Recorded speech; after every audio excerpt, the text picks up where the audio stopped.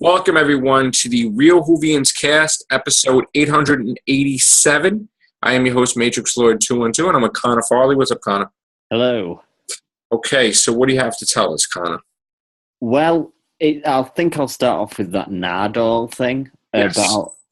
Apparently, Matt Lucas has said he's the first non-human companion we've had in quite a while. Yeah, that threw me off, actually. The thing is that we didn't know he was non-human in Husbands. That was never stated. And it was a human colony. Yeah, and he looked perfectly human to me. So why all of a sudden is he an alien? Is Moffat really worried about how they're going to receive the new companions because it's not a change from what we've had previously, that he's had to change a previously established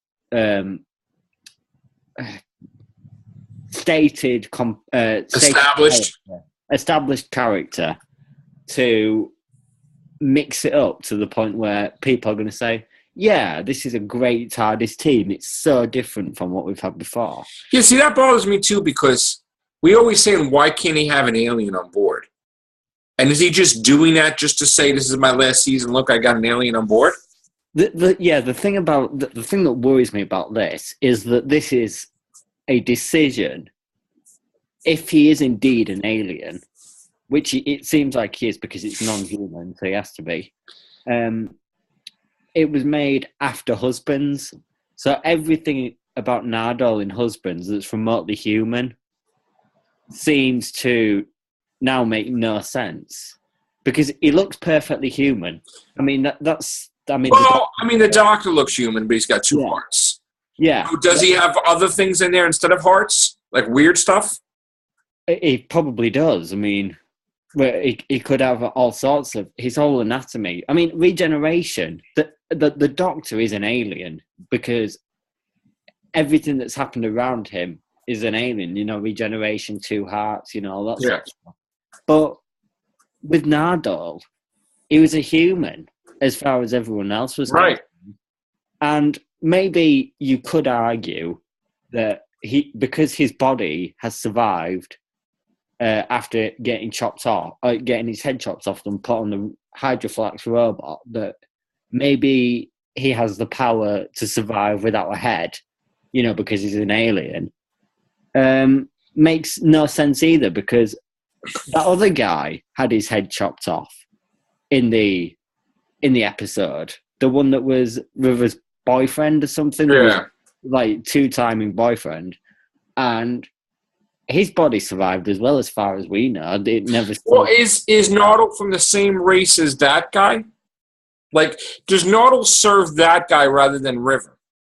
I think he serves River, as far as I know, because he does serve River because I got the fact that because she was getting married to him, she was inheriting his fortune and his servants. So I got that being that, he was sick, that Nardole was a servant of probably Hydroflax or whatever, and he's helping River because that's going to be his wife. But maybe it's not really her person. But it could be more like where he does overall serve Hydroflax, but his position within the servant tree sort of thing is based where he's only really River's servant. He's like basically we don't have personal assistant sort of thing. We don't really. And the thing that pissed me off even more, and should I be pissed off? He said that, well, Nardole knows things that the doctor doesn't even know. What the F does that mean? Yeah, and another thing that... What the hell does that mean? One thing that got to me about pretty much the same quote was that I think right at the end it said, the doctor has a job that he can't do alone, and Nardole is here to help. But the new companion, the new big companion, should be Bill. Why can't Bill help? Why is it specifically that Nardole has to be? I don't know. The issue I'm finding here is that Moffat has learned nothing from the reception to Clara's storyline and Amy's storyline as being like the impossible girl. If Nardole is anything but just a normal alien, who the hell's going to like it? Because the reception to the Clara storyline was specifically pretty nasty because people really just did not like it. There was not a single aspect that some people didn't like. They went too far. They went far too far with it, yeah. I mean, nobody could ever measure up to Clara, ever. It's impossible. I mean, this is what... do you have to make the ultimate companion every time? It's all the freaking time. Do you have to have someone that's this? They're gonna say, "Oh, well, Nardole did this." Like, I mean, really. And let me please try to clarify this to me, okay? Did the BBC go to Moffat and say that it was too dark and we're hiring Matt Lucas, or did Moffat flat out go humorous and hire Matt Lucas? Moffat went flat out and hired, but he's stated, although I'm not one, I think this is a bit of a I'm pretty sure the BBC started the whole thing. The thing is that I'm pretty sure there's a misdirection, but Stephen Moffat said that Matt Lucas has to come back loads of times. And even took like pay cuts. It was just the once. And then Stephen Moffat said, yeah, let's have Nardole back. We'll write him in an episode. And then Matt Lucas has to come back again. He wrote an episode with him in. Again, he wrote another episode with him. They put him in the whole season. Again. And now apparently it seems like he's in the whole season, which is actually what they've said today, that he is in the whole series. But that makes no sense, because then how is that a continuity thing if he just pops in? I mean, what does he go pick him up? He's not in every episode because there are some scenes that we've seen filming. And maybe they threw him in there. Like a Missy thing. The thing is that it's a waste of a character if he's going to be stuck in the TARDIS for 45 minutes, and then the next week he's out of the TARDIS for 45 minutes. Then the week after that, he's in the TARDIS for 45 minutes off screen, like the 2 episodes before. You're not going to get much development from that. See, and it just seems pretty point. I don't see. I'm very angry. And I'll tell you why. You tell me if I'm wrong, okay? I'm very angry because why the F are we talking about Nardole? Shouldn't we talk about Bill? Isn't she the real effing companion? Yeah. He's getting all this exposure. What the F is going on here? The thing is could somebody explain to me, like, honestly, what's going on? Like, is why are we talking about him? Is he forcing us to talk about him? This is what I think. He's going to be the big plot of the series. Like, his involvement with the Doctor. Really? Non-human could mean anything. There is speculation out there right now, and I'm not telling you a word of a lie, that he's the Watcher. Can't be the Watcher. From Legopolis. He can't be the Watcher. He could have. No, he can't. The Watcher... No, I'm not fighting with you. I'm saying the Watcher was absorbed into the 4th Doctor and became the 5th Doctor. The thing is, though, that the Watcher before that was in different forms. He wasn't the big white... Well, how do we know that? Because he was in Keeper of Traken, I'm sure. He was in pretty much all of the last of Tom Baker's season. The Watcher didn't appear other than Legopolis. I don't think he did. I think he appeared because there was a lot of foreshadowing going on, as far as I remember. I might be totally wrong. I got, and again, from a kid's perspective, and a teenager's perspective, and even in adulthood, I got Deadly Assassin, the Master's Last Regeneration. He looked like a monster. He was evil. And the Doctor's Last Regeneration looked sort of like an angelic Watcher there. That's the Doctor's last.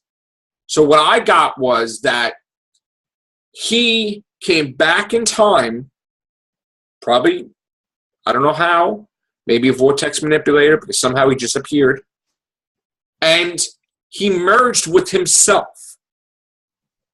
to basically, now you could say this, maybe when he merged into himself, he totally changed the timeline from whatever he did then, because there is some knowledge that is retained, or he made himself retain in the regeneration, that would affect a key moment, like the Time War or something.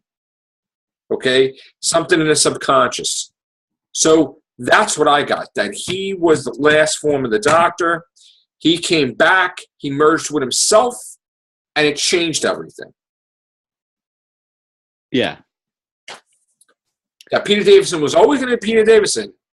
Always going to be that form. But the Watcher just merging with it was probably from a purpose of, I don't know. Just like I got that Paul McGann was always going to regenerate into Christopher Eccleston, but because he took the potion, that was moved back one. That's the way I always feel it. Because he is the Ninth Doctor. It's not out of order like that. You know? And I always feel like that, I don't want to get off topic, but let's go back with Nardole. So, the thing is that I'm just seriously worried is that Pearl Mackie is going to get one series. She's going to leave after that, like Martha, like Donna. And she's going to be totally overshadowed because Moffat thought non-human companion must be the season arc, the whole series arc of series 10 of his last series. And Bill is not going to get a chance. Bill's going to be the Rory to Nardole's Amy. oh my God. And they went to this whole big reveal of Pearl Mackie as Bill to throw her away. Like, she has the potential to be a brilliant companion. The look of her, the sound of her. In that teaser when she was asking all those questions, you thought, shit, he's actually written a good companion because she's asking questions. She doesn't know everything. She's not Clara. You know, she's nothing like that. She's actually being the Doctor's companion. But, I mean, how much, realistically, because Nardole is the big person that's helping the Doctor out with this job that becomes clear throughout the whole series, that's probably going to be the big series arc, how much of Pearl Mackie are we actually going to get? You know, how much are we going to see her potential? I'm thinking, considering how Moffat really struggles to balance two companions out with one Doctor, like with, as I said, Amy and Rory, that Pearl Mackie is not going to stand a chance. She's going to be forgotten about because she's not going to reach her potential because she's been shadowed out by Peter. Not saying that Capaldi in any way being the front man is a problem, but him and Nardole together being the big series arc is gonna, you know, it's just gonna shadow her out. I'm worried about that. I'm worried, and I do like the idea of Nardole. I have said recently that the sound of him being more sly, more intelligent than he appears in Husbands of River Song is getting me quite excited to see what he does next. But to be a series arc and be another Clara for Nardole, some guy that we thought was a throwaway idiot in an episode. He's a horrible character in Husbands of River Song. He is, yeah, he's throwaway. Not Matt Lucas, the actor, but the part written for Matt Lucas, Moffat. Not important, like they did with David Warner and friggin' Cold War. Just forgettable, horrible, like nothing. Like, why? Here's the thing. You know how we've seen they made a whole mini-so with Bill, right? You know, they had a whole mini-so with Bill. This is introducing Bill, and this is Bill, and this is Bill. Hey, Scott, what's up? How are you, Scott? I'm here finally. All right, we're in the Real Whovians cast. How are you? Doing good. All right, so they had this whole mini-so devoted to Bill, right? Yeah. Why couldn't they effing do that with Nardole before the friggin' Christmas special? That this is why he's with the Doctor. This is how he got his head back. This is what's going on. Let's go off on adventures. Like, you don't explain anything, but you explain Bill but then you just throw, and now it's like this character was like really nothing special, and the whole season's going to be the Nardole season. Like, unless they're going to explain it within the series itself, which to me, that's a one-liner. I don't think that Moffat. I think that the BBC asked him to put him in, and he said yes. I don't think he just had this brilliant idea of, let me have Nardole the whole damn season. Because they needed to be light. I know Matt Lucas asked, but I would think that Matt Lucas probably would ask the BBC, being that he did stuff for them, right? I think it's a 2-point decision. The BBC have said, right, rating figures are down. We have to act on Doctor Who. We have to make it different from the last 2 years because it's been a failure in their eyes. Personally, I'm just going to go on my opinion. The last 2 years of Doctor Who are some of the best years, I think, in the entire sort of show's run because it feels darker. You've got a great Doctor like Peter Capaldi that's being, I admit, underwritten at times. They really don't know how to write him, but he's a great Doctor. And now, because the fans are going down a slope, sort of, they're not really that interested in that sort of tone. The BBC have just told them we need to lighten this up.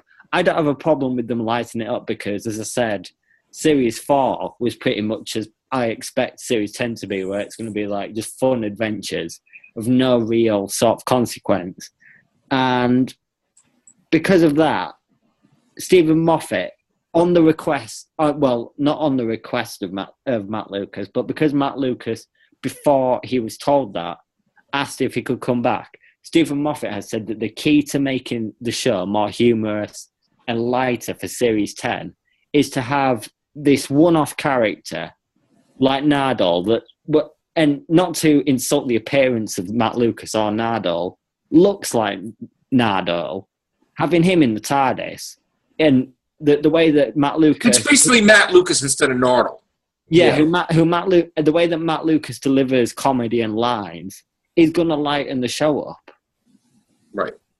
Well, if they didn't make the last season feel like an Edgar Allan Poe season, I would agree. But the fact that it's like they could have had a few episodes last season where it was all happy. I'm not going to say happy-go-lucky, but just dark.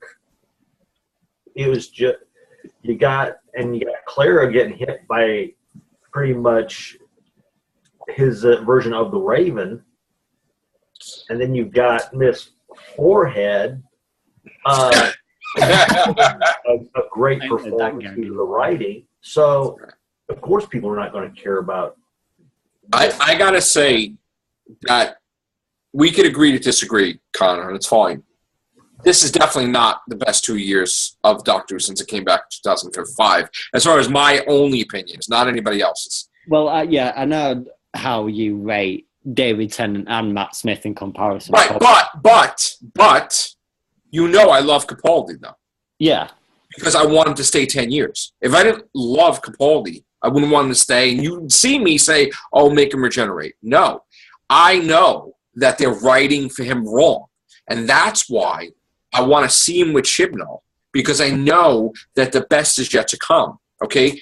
And they play too much on how old he looks, and I'm sorry, that little stab in the back gets, pardon the pun here, that gets old real quick. They confused the shit out of us with Clara, with the different things, with Missy. I mean, I just, 1 minute she's killing everybody, and she kills Osgood or a Zygon, I guess, and then the next minute, he's singing to her in a friggin'... It's like, oh, yeah, she's my friend. Yeah. It's all right. Let's forget about she murdered people. I mean, again, I grew up with Doctor Who, too. I know that the Master and the Doctor were enemies, but they had a respect for each other. But as far as, like, BFF goes, yeah, I didn't see that in Doctor Who. I mean, he's talking about stuff about... the doctor gave the master's daughter a brooch or something, which leads me to believe that the family's united, that the master's daughter married the doctor's son, and that's what the hell is going on that we don't really know about. And the only time they really worked together, well, several times they worked together, but a couple of times I remember them just having to work together was one with Legopolis. Of course, we know what happened there, and the other was with the with the Exxons. I never saw them as friends. I mean, I saw them as acquaintances, but growing up, the competition, but I never saw them as... I mean, even David Tennant, then they brought it out where they were friends, you know? At one time. And I'm like, okay, that's cool, but, you know. It was pretty much, you may have had the feeling like, okay, they were friends during their academy days, and then after school or sometime they're... Well, I apologize to Con. I'm going off topic. We got to stick with the Nardole stuff. Oh, easy stomach. Season 10. I got something to... Nardole. I am hoping that it's not as serious as it sounds, and that actually he's not. He has a job towards the season finale, the season arc, like Bill might. Oh, God. But actually, I don't want Bill to have any sort of, because she needs to just be a normal human. But I just don't want it to be Clara. Well, I got to tell you, as much as everybody couldn't stand what he did to Clara, nobody liked what happened with Clara. That she's bouncing around the universe with the diner that made no sense. I wish you would know that. The Impossible Girl storyline, I think I can categorically say as a fact, is the single worst storyline in Doctor Who history. It is abysmal. It was handled like shit. I don't want anything like it ever again. It really scares me that we might get that again. I could tell you, from my personal opinion, that the Impossible Girl storyline was a mixture of Tom Baker's friggin' City of Death with the Jaggeroth being split into all different things through all different time periods. And in that episode, they had the cracks in time that started because of the Jaggeroth. So from that one episode, Moffat took the whole entire thing with the cracks, rewrote with Clara, with, I mean, everything. It was that. Okay? That's what he did. He took it from, I don't care what anybody said, he took it from Tom Baker's episode. Okay? He took the time crash that he wrote with Peter Davison and David Tennant from the Three Doctors, where the antimatter and matter explosion, implosion cancel each other out. He used that same excuse. Okay? So, anyway, back to Nardole, because we keep getting off Nardole. I just want an explanation. Could you give me an excellent explanation why he's with you, who he is, how he got his body back? Even if you don't explain, I mean, just don't be like, oh yeah, so aren't you glad you got your head back? Don't do that like a Kavarian. Yeah. Oh, Kavarian just traveled for your timeline. I am happy to say that according to the reviews of Dr. Mysterio, they do explain how he gets his body back. But it's a fleeting one-liner. Oh. It's literally blink and you miss it. So you're going to have to really listen out for that if you want to be satisfied with an explanation. Thank you, God, for Streamlord.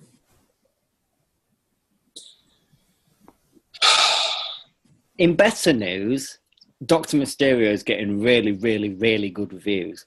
One reviewer, Den of Geek, said it's the best Christmas special since the Christmas Invasion. Jesus. Well, that solidifies him working for Marvel Comics next.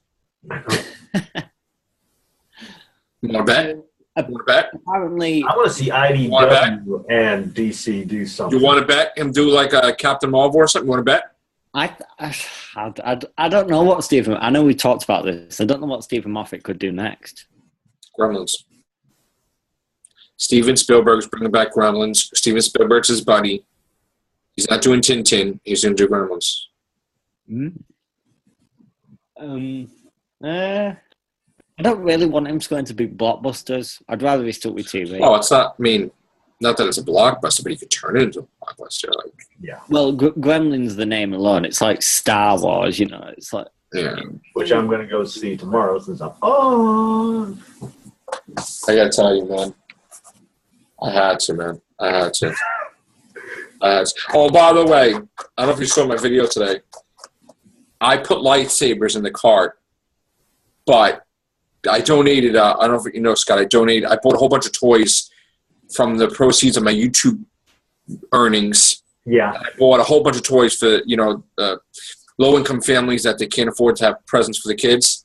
So I wanted the kids to be educated with this, Spider-Man, and so I had lightsabers, which I know is expensive, but I was told I can't put that in the cart because we don't want kids to be violent. Well, I mean, so I was like, but I wanted to buy all that. She's like, no. So I'm like, all right. So they got Spider-Man, they got Hulk, they got Transformers, they got Turtles, they got a whole bunch of coloring books, things. Even the girls they didn't get superhero stuff. They got Frozen and Trolls and what girls like, I guess. And preschoolers got their stuff. So it felt good doing that today. And again, I was very, very happy doing it because I did stuff in the past, and it was nice to do something for the kids. So plus they're gonna start liking Spider-Man and everything. Okay, yeah. We got these kids. Science. All right. Right. Anyway, this I can't wait for Saturday. That is, I will say, on an off-topic note, Rogue One is my second favorite Star Wars film. Oh my God. And Empire Strikes Back's your first. Yeah. Right. Okay. Don't say anything. I know. I've been staying away, man. I know people slipping. I'm like, oh. But anyway, you imagine if Doctor Who put something out like that? Oh, nice. People go crazy over it like that? I started me thinking the other day, what if the original series put out Christmas Adventures? What would that have been like? There was actually one Christmas episode. Yeah, I know. Alex Master Plan, yeah. Yeah. Still, I think. I'm not even going to call it Season 10. I'm going to call it Season Nardole. Oh. I think Series 10 will be good, but I'm just worried about Nardole now, again. We all are. I just want to say, for the record, okay, Sharon loves Matt Lucas, and I like his movies. I didn't see all of them like she did, but I have nothing against Matt Lucas whatsoever. I'm actually glad that we get to see Matt Lucas, but don't call him Nardole, call him Matt Lucas, whatever. I mean, they could have created a different character or something, but whatever. I'm sure he'll make us love him, Mr. Matt Lucas. Hey, look what Ghostbusters did. I mean, maybe he'll come out and he'll go, oh, maybe. I didn't pay him to say that about the Ghostbusters, by the way. Not just you like the little Ghostbusters. There you go. like you said, we may not. It's like one of those. He's here, he's on there, and then after like 2 episodes, they didn't. They probably saved all the good script for him. No. All right, so nothing else other than Nardole news. There is actually one little detail about the Christmas special that sounds quite interesting, actually. Uh-oh. It opens like a comic book. Oh, nice. With panels, the like in a comic book, panels and stuff. And it's all drawn, and it's all colourful, like speech book. Perfect. He really wants to get a job doing a comic book movie. And apparently it's very respectful towards superhero films. Okay. But I don't give a toss about superhero films. I know you don't. I don't give a shit. I know. Next I'm going to see the TARDIS with a cape, and then I'm like, that's it. Yeah. You imagine they put a TARDIS cape on there, like a thing, like it's in the wind. And he's like, what? Because remember that time in the Husband's River song, he's like, you put that holographic antlers on my head? Who told you to do that? He was like, yelling at the TARDIS. Remember that? Yeah. You see, like the TARDIS making a cape for herself.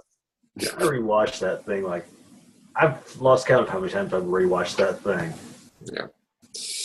The best scene in that episode is where he goes in the TARDIS and, River doesn't know it's the Doctor. Yes, I know what you're going to say. So she says, it's your first time coming in here.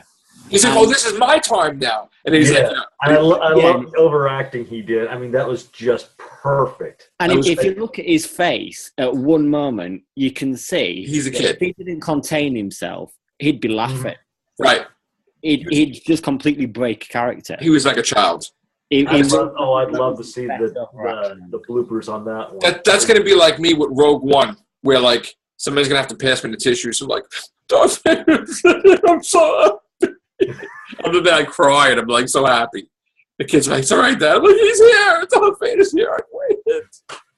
Oh man, I can't wait. I'm a child. Bring Dad or Listen, I don't even care. The hat was what, 27? Yes, absolutely. All right. We'll be back with an Everything show. Thank you guys. Take care. Bye for now.